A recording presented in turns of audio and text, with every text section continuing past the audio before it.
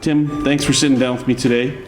We're here in Beijing at the 2014 ISF Congress. Fantastic event, congratulations. Thank you very much.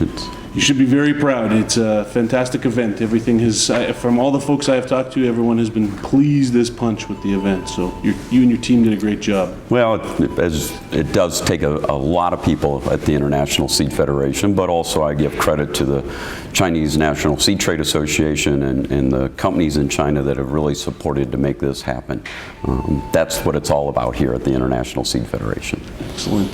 Tim, you were elected president in July 2012. Yes. To ISF. Can you tell me a little bit about where have we come from and where are we now? Well, so in July we closed the Brazil World Seed Congress with our new International Seed Federation's view on intellectual property right. And that took a lot of work to really bring the whole industry together and get that new view out.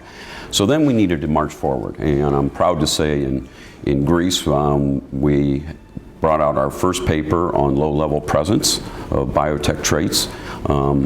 Personally, that was a mission for me that we needed to get that done. We need to recognize that issue so that seed can move more freely for all seed companies. And this year, a little more detailed paper on low-level presence that people can use to take to their governments so they really understand what the issues are and how they can improve it. So that, to me, is very important for the movement of seed. We also have transition that went on with the Secretary General. Marcel resigned, and the search committee went out and found, we think, a very strong man to bring that leadership forward for us. And I'm very happy that Michael Keller will start June 1st and actually was able to come to this Congress and really go through the process of all the meetings, including the executive committee. And I think that's a great orientation for him and the team to really march forward for the Federation. So you've been top dog for 2 years now. What's the one thing that keeps you up at night about the global seed industry? Well, I think the challenge that we have to really get people to understand the importance of seed. You know, I've lived in it for 37 years. But having the role globally to be able to communicate and get people to understand how important seed is to move to nations, how not only is it important for farmers, but everybody. And it is the beginning fuel of a lot of people's prosperity. And people take it for granted. And it's unfortunate that we take it for granted. There's a lot of issues being discussed here in Beijing at the Congress. What's the number one issue that you hear folks talking about? And for the incoming president, what advice would you have for him on how to tackle it? Well, I think the thing that you need to do is listen to everybody. I think it's really important that we recognize that the seed industry and agriculture is made up of very small companies and very large companies, but together is what it's all about.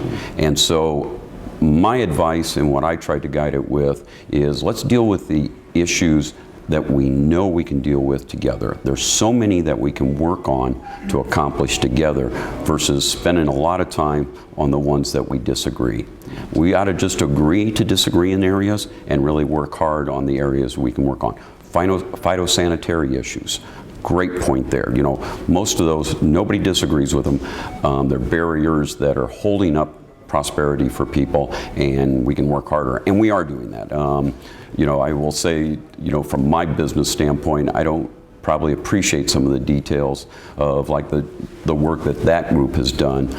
That's very important to all of us, and what I like about it is we have a great team to work together to get those kind of things accomplished. As a member of the U.S. seed industry, you bring an American perspective to the ISF.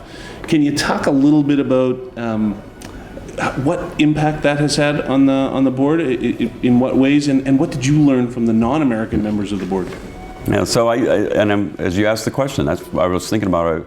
I would say I really hope not only did I bring an American perspective, which is we're fortunate to have an abundance of food and we can export it. And so, we take for granted some of the things that other countries. I'm going to reverse it and say I hope what I also did was bring back to America the international issues. Sometimes when in the United States we want to talk strongly about our disagreement on intellectual property rights with Europe. And one of the things I express back is, when other parts of the world is seeing these disagreements, it's not helping the global. I mean, the United States and the Europeans, we're fortunate on having good, consistent food supply. And we got to make sure that, our differences on that don't affect other parts of the world that really need stronger food supply. And I don't really think, and that's the other thing I would say, I think I've sure learned here over the last couple of years is our disagreements are small. And I will say, personally, I always say we need to have good intellectual property rights in countries. Strong, fully patented on everything isn't going to happen around the world. And but I think all companies will look up and say the stronger countries have good intellectual property rights, the better opportunity to invest in those countries and create opportunities for the people of those countries. Indeed, indeed. Well, what would you want other companies and maybe even individuals that aren't as involved in the ISF as you and your organization are, what would you want them to know about the ISF and why is it so important? Well, what I'd like them to know is their competitors and partners are working together for the common good of the seed industry. And I think the other thing is, I know my company has always committed, whether it's the International Seed Federation, the American Seed Trade Association, or state associations, to participate. You get more out of it than you give.